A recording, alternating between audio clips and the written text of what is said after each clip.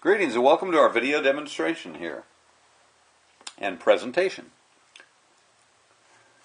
This is going to be about the last days and the end of the ages, part 4, and an enlightening study. We're looking at other relevant scriptures. Obviously we had parts 1, 2, and 3 prior. I suggest you go see those if you have not seen those. And we're going to look at some other relevant scriptures here. How the book of Revelation factors in with other texts we've looked at. Feel free to stop this video as there is a lot of information. We're only going to scratch the surface on some of these things, but give a little preview here, and hopefully you'll want to go further with this. But feel free to stop the video as you need to and want to look at these scriptures, ponder these thoughts, to pray. You can always rewind it back. Let's move right along. As the New Testament was written and distributed, its first recipients were made aware of a soon approaching major eschatological event that was to take place. As I mentioned prior, it was written about 25 years after the church had started, around 30 AD, somewhere in there, 33 AD. The books were not written until the mid-50s AD. But they were made aware of this soon approaching major eschatological event that was to take place. Along with what we already looked at, many other passages of Scripture give insight to this. Please note the following. Here in Acts 2:40, second part of the verse, save yourselves from this crooked or perverse or untoward generation. James 5, the third part, says, ye have heaped treasure together for the last days. It was their last days back then. James 5 and 8, second part, you too be patient and stand firm because the Lord's coming is near. 1 Peter 4:7, first part, the end of all things is at hand. Now obviously, if we took this scripture literally, the end of all things would be the end of everything. This is referring to the end of all things relative to the Old Covenant and the covenant activity in the headquarters city, Jerusalem, where the temple was. All right, 1 John 2:18, he writes, children, it is the last hour, and as you have heard that Antichrist is coming, so now, he says, many Antichrists have come. Therefore we know that it is the last hour. All right, so many Antichrists back then. He called it the last hour back then. Now the Olivet Discourse is in all the Gospels, Matthew, Mark, and Luke, except it's not in John's Gospel. However, as many scholars agree, much of Revelation is an expanded version of the Olivet Discourse. Now we're going to look at some key factors about the book of Revelation here as we look at them briefly. The time indicators in the book. We're going to look at audience relevance. We're going to look at how some of the events connect with those in the Olivet Discourse, primarily from Matthew's Gospel, but they're also in Mark and Luke. When the book of Revelation was written, and how the book reveals Jesus Christ. All right? Just like in many other places in the New Testament, Revelation also has some key verses indicating when the events of the book would transpire.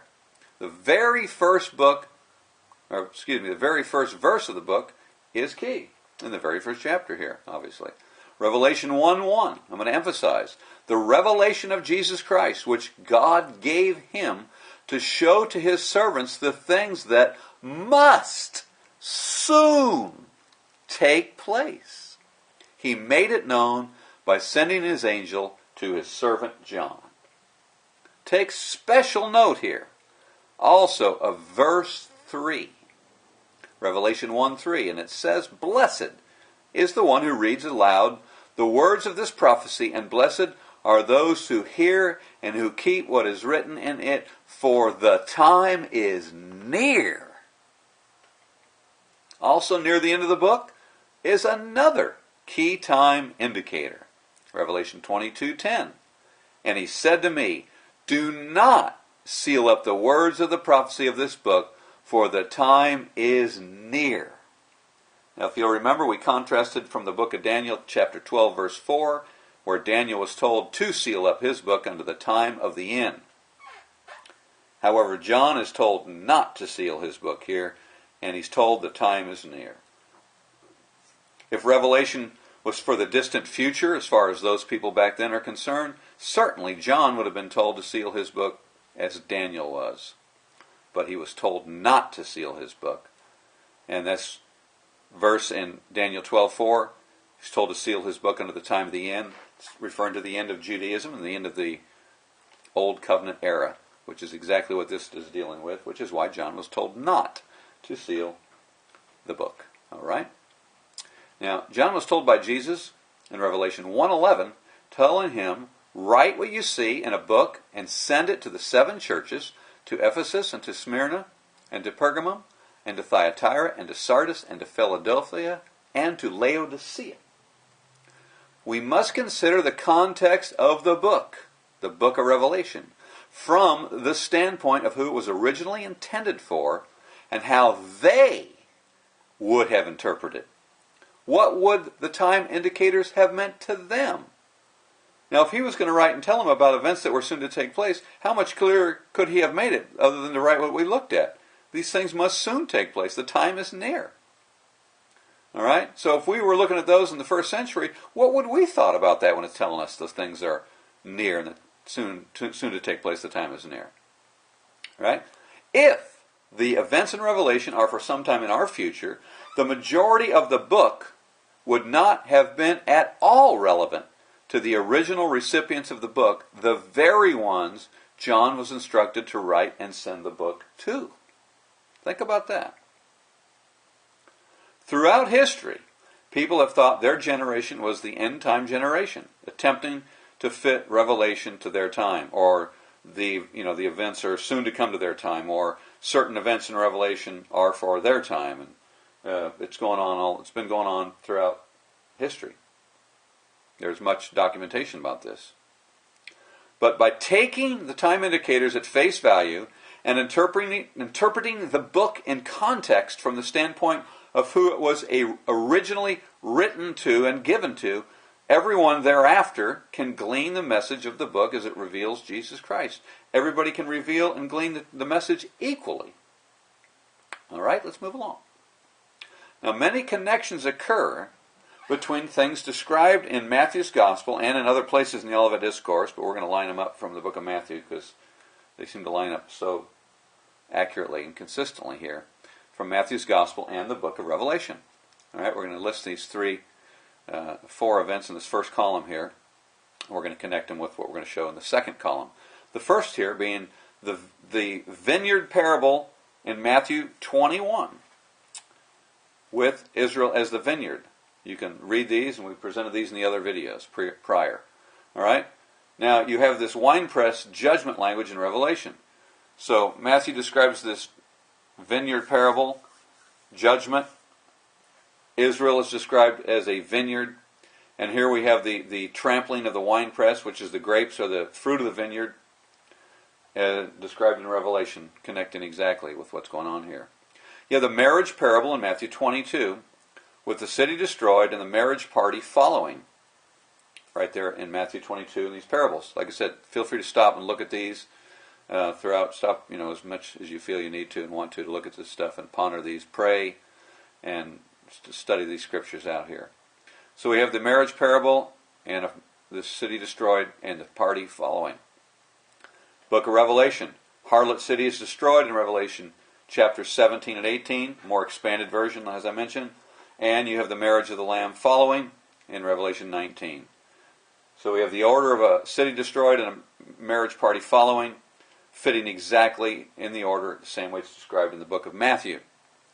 You have 7 woes declared by Jesus in Matthew in judgment. You have 7 woes declared throughout Revelation here. And you can read those woes and those passages there. All right, now you have events referring to deception, war, famine, death, sun, moon, and stars, enduring a fig tree, all in the book of Matthew here. These connect with the same things in Revelation. These same events described in the book of Revelation coincide exactly with those in Matthew and in practically the same order. Okay, we're going to look at some of these now. I'm going to read some of these passages. All right, first, Matthew 24:5, Jesus says, "For many will come in my name, saying, I am the Christ, and they will lead many astray." Going over to Revelation 6, verse 2, he says, "And I looked, and behold, a white horse, and its rider had a bow, and a crown was given to him, and he came out conquering and to conquer." So this rider on the white horse is like a false Christ, connecting with what Jesus said in Matthew 24. Leading many astray, he conquers with deception. All right, the next thing here is Matthew 24, 6 and 7. Jesus says, and you will hear of wars and rumors of wars. See that you are not alarmed, for this must take place, but the end is not yet, for nation will rise against nation. All right, the next thing mentioned in Revelation 6, verses 3 and 4. When he opened the second seal, I heard the second living creature say, Come, and out came another horse, bright red. Its rider was permitted to take peace from the earth, so that people should slay one another, and he was given a great sword. So this red horse is obviously talks about the sword taking peace, which connects with the war and the nations against nation in Matthew 24. All right, Matthew 24, verse 7. Second part, Jesus says, in kingdom against kingdom, and there will be famines and earthquakes in various places. Next in Revelation 6, 5 and 6, says, when he opened the third seal, I heard the third living creature say, Come, and I looked, and behold, a black horse, and its rider had a pair of balances in his hand, and I heard what seemed to be a voice in the midst of four living creatures, saying, A quart of wheat for a denarius, and 3 quarts of barley for a denarius, and do not harm the oil and the wine. So this famines portion here, talking about in Matthew 24, 7, this black horse and this buying food and such connects with famine conditions. Incidentally, this connects with the events that happened when Jerusalem was destroyed. It was food was not going in and out of the city much, and food was pretty scarce, and you had to be in alliance with Rome. One lady actually killed and ate her own child because the famine was so great in the city when this horrific tribulation broke out in the first century. All right, now let's move along here and look at something else. Here in Matthew 24, verse 9, it says, Then they will deliver you up to tribulation and put you to death, and you will be hated by all nations for my name's sake. Revelation 6, 7 and 8, the next part following. When he opened the fourth seal, I heard the voice of the fourth living creature say, Come, and I looked, and behold, a pale horse, and its rider's name was Death, and Hades followed him. And there was given authority over a fourth of the earth to kill with sword, and with famine, and with pestilence, and by wild beasts of the earth. So here, they're told that there's going to be death, and here this next horse in Revelation deals with death. Next thing following here, in Matthew 24, we skip down to verse 29. It says, Immediately after the tribulation of those days, the sun will be darkened, and the moon will not give its light, and the stars will fall from heaven, and powers of the heavens will be shaken. Revelation 6, 12 and 13 says, When he opened the sixth seal, I looked, and behold, there was a great earthquake, and the sun became black as sackcloth. The full moon became like blood, and the stars of the sky fell to the earth, as a fig tree sheds its winter fruit when shaken by a gale. All right? I forgot to mention in Matthew 24, verse 32, it talks about the parable of the fig tree, the signs of the fig tree, of the fig showing the signs leading up to the destruction, as we talked about prior. But is it not very interesting? You have a fig tree mentioned in Matthew 24, and now you have a fig tree shedding its fruit, and it talks about the sun, moon, and stars falling to earth. It's interesting. You can look this up. I didn't put this in my notes, but the sun and moon are the parents of Jacob, I believe it is, or Israel, and the stars connect with the nation of Israel. Some people interpret this, and it looks like it as this is a judgment on Israel, being a reference like that to the stars falling, being the nation of Israel falling through this judgment. All right, let's move right along.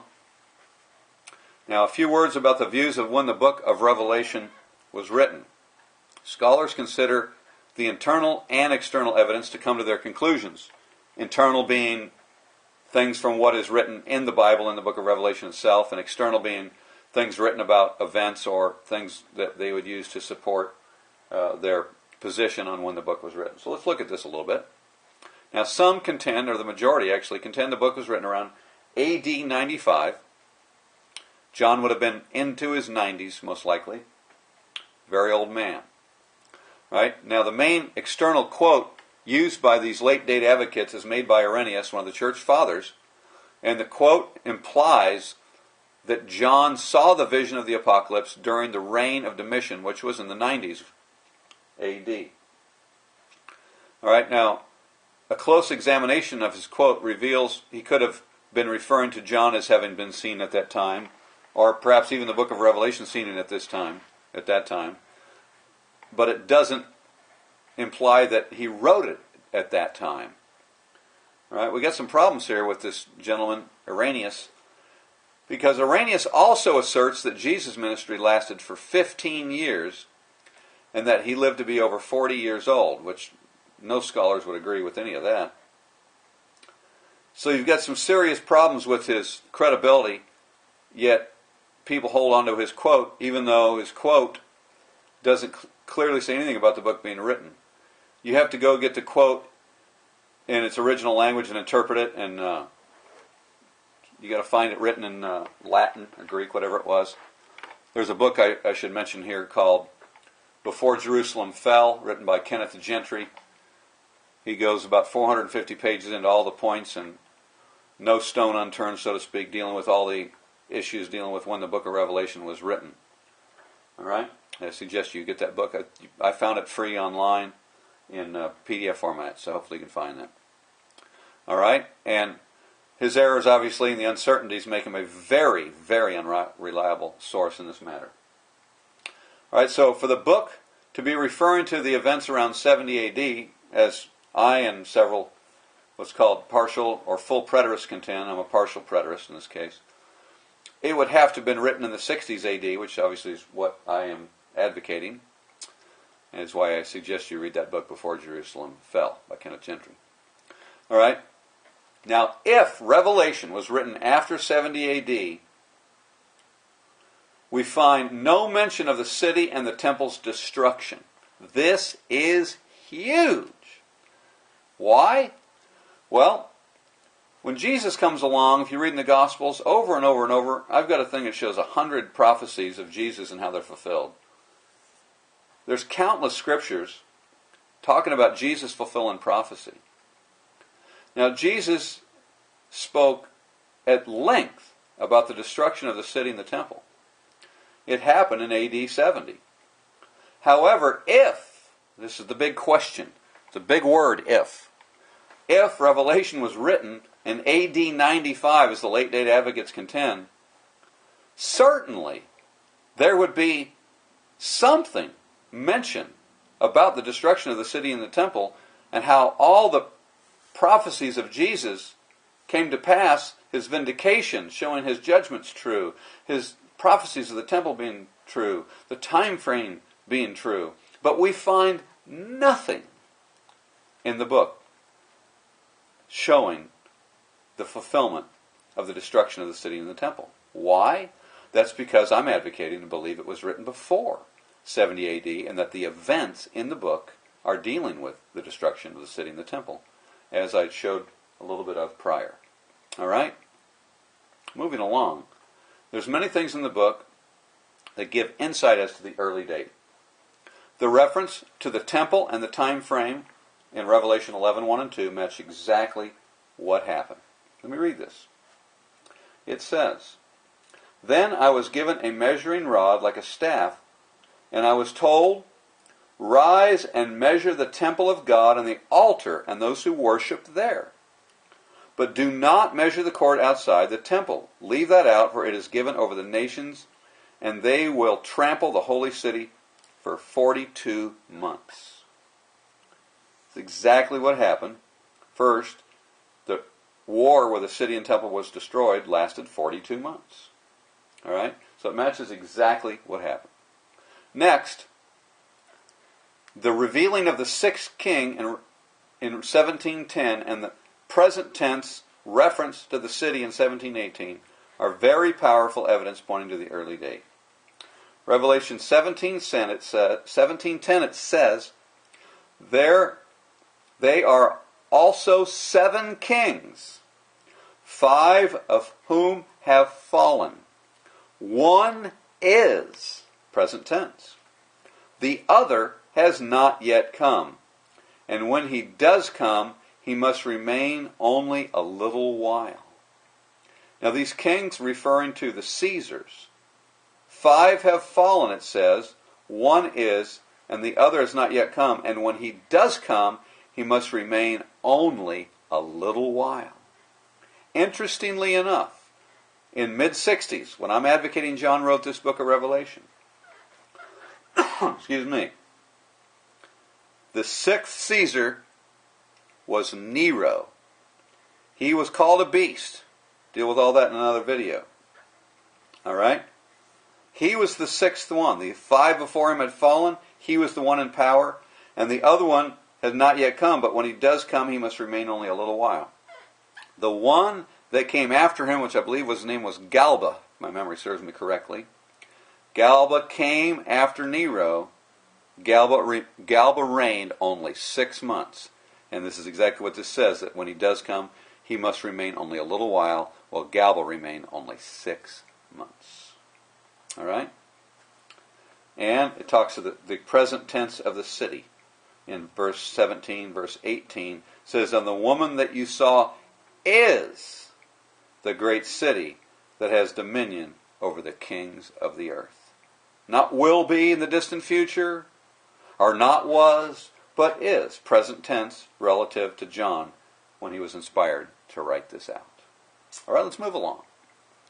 A few more things to support the early date and give profound insight to the book of Revelation. These are going to be more like introductions. The identity of the beasts in chapter 13, the harlot city in chapters 17 and 18, along with the New Jerusalem in chapter 20, reveal key insight to the events and theme of the book. I mentioned Nero, he's connected with one of these beasts. Rome's connected with the beasts. The harlot city, 1st century Jerusalem. Powerful, powerful evidence. Some of the stuff that really convinced me. I used to look at all this stuff as future, but after really studying this stuff out for a long time and a lot of hours and a lot of books, I have been persuaded, obviously, to support this view of this stuff referring to 1st century events relative to the time text and who the book was originally written to. All right? Now, also, this is very interesting.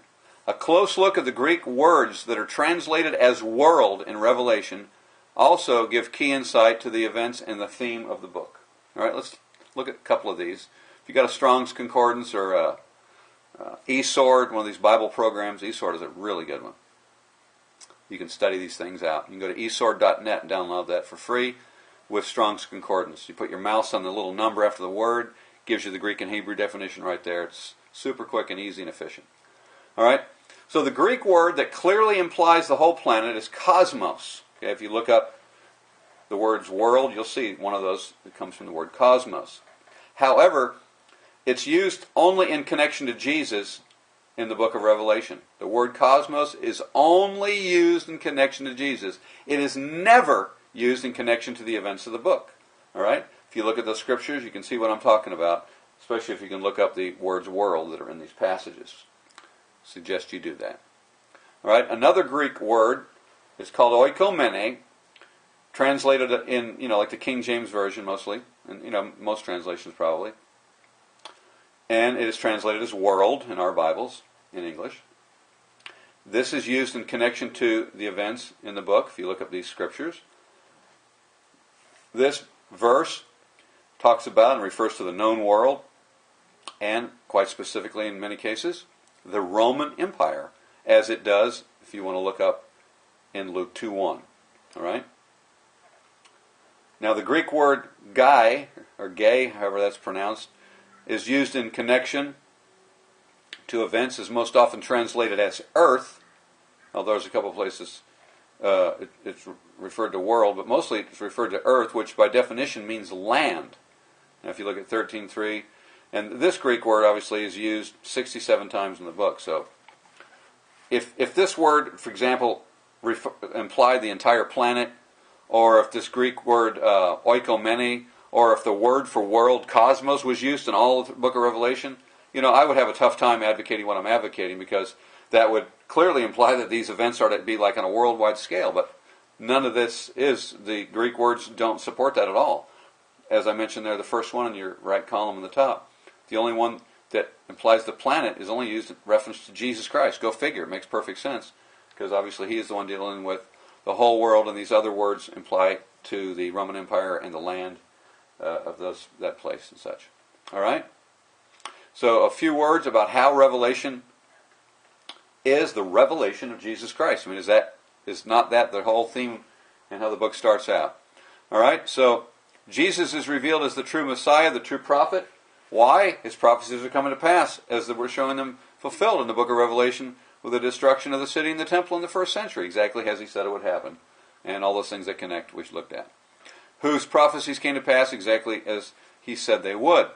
Obviously, also in the exact time frame he said they would happen. This generation would not pass, he said in Matthew 24:34, before all these things take place. And they did, and we have a detailed account in Revelation. All right? His vindication, who judged the generation who rejected and crucified him, as well as judging those who persecuted those in the early church, as it talks about relative to the harlot in Revelation.